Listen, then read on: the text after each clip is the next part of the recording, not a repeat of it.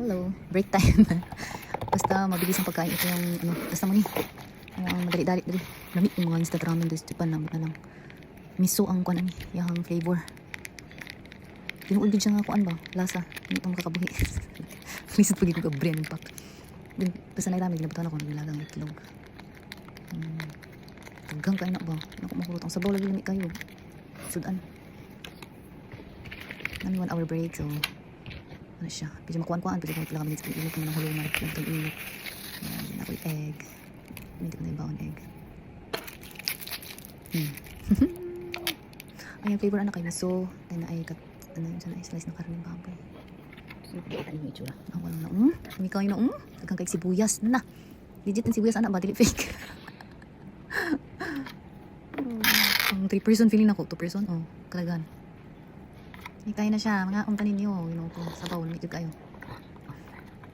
Taglamig na ay manggawas ng klasik-klasing lasa sa ramen.